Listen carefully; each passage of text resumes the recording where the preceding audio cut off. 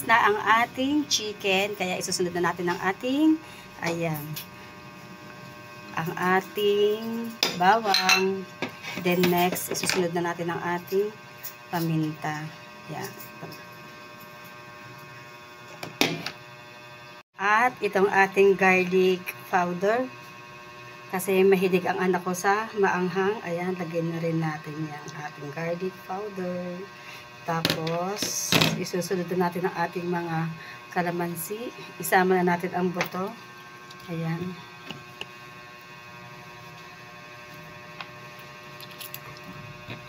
Ang ating kalamansi.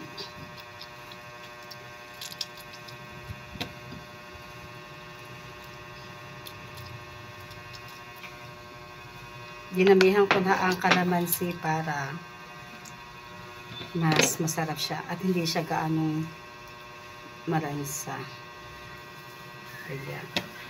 Nagustuhan kasi ng anak ko, yan, nabulol na. Nagustuhan kasi niya ang try daw namin yung chicken inasal. Kaya yan, subukan natin na gumawa naman ngayon ng chicken inasal. Pero mas maganda sana kung overnight ito.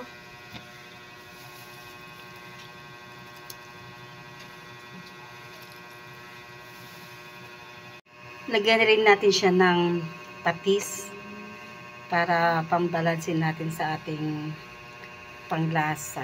Ayan, patis.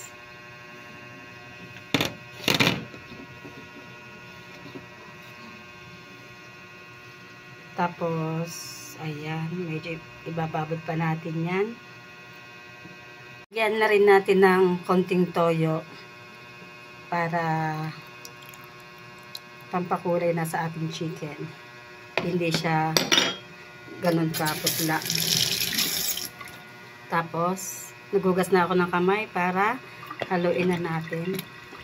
Para hanggang ilalim niya ay magkaroon ng lasa. Ayan. Mas maganda sana to mababad natin ng mga matagal bago natin ihawin. Kaso, ngayon lang naisipan ng anak ko na magpaihaw ng manok. Kaya hindi natin siya mabababad ng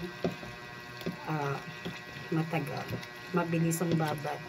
Pero okay na rin naman to. Tinamihan ko naman ang ating kalamansi bawang. Ayan.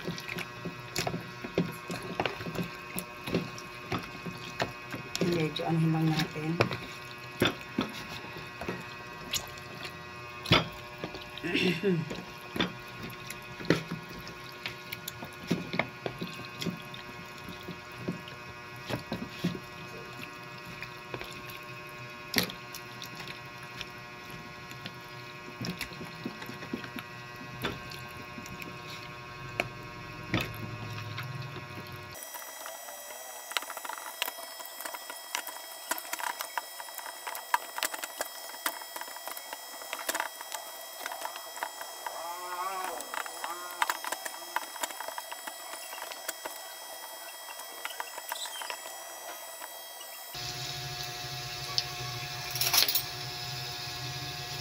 Ayan. Gawa naman tayo ng aswete to. Ayan. Yan ang pangpupunat natin mamaya sa ating chicken. Nilagyan ko na rin ng bawang. Bali, aswete at saka bawang to. Uy, mga away. Tapos natin. Ayan. Aswete at papupulahin lang natin. Ayan.